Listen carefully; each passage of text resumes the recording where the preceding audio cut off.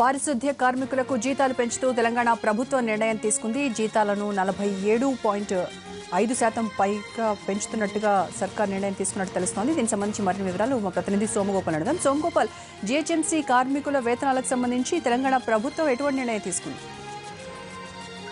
GHMC పారిశుద్ధ్య కార్మికులు డ్రైవర్లకు సంబంధించి ప్రభుత్వం కీలక నిర్ణయం తీసుకుంది. గత 10 రోజుల నుంచి సమ్మె చేస్తున్నారు. ఇందులో ఇప్పటికే మెజారిటీ కార్మికులంతా కూడా విధుల్లో చేరారు.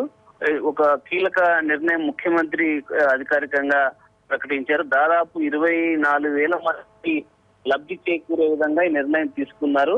ఇప్పటి వరకు 5,500 జీతం పొందుతున్న పారిశుద్ధ్య కార్మికులకు ఈ నెల నుంచి 12,500 జీతం పెంచుతున్నట్లు ప్రకటించారు. అలాగే డ్రైవర్లకు ప్రస్తుతం 10,200 జీతం వస్తుంది. వారికి ఈ నెల నుంచి 15,000 జీతం చేస్తున్నట్టే 4,800 రూపాయలు జీతం పెంచుతున్నట్టు ముఖ్యమంత్రి ప్రకటించారు. పారిశుద్ధ కార్మికులకు 4,000, పారిశుద్ధ జీహెచ్ఎంసీలో పనిచేస్తున్న డ్రైవర్లకు 4,800 జీతం పెంచుతూ కొద్దిసేపటి క్రితమే ముఖ్యమంత్రి నిర్ణయం తీసుకున్నారు.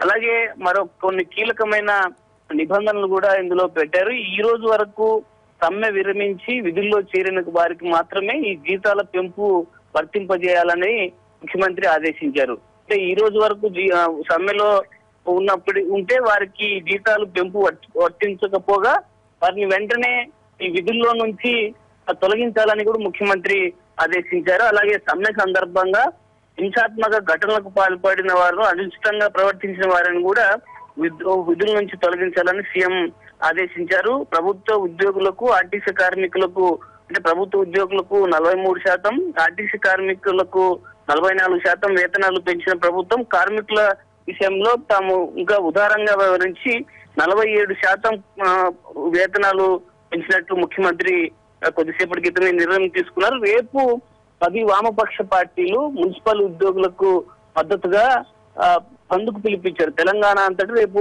బంద్కు పిలుపునిచ్చారు. ఈ పిలుపునిచ్చిన నేపథ్యంలో ఇప్పటికే మెజారిటీ కార్మికులు విధుల్లో చేరిన నేపథ్యంలో ముఖ్యమంత్రి నిర్ణయం తీసుకున్నారు. రోజా, అయితే రేపటి బంద్ను విరమించుకుంటున్నట్టుగా కార్మిక నేతలు ఏమైనా చెప్పారా బయటికి?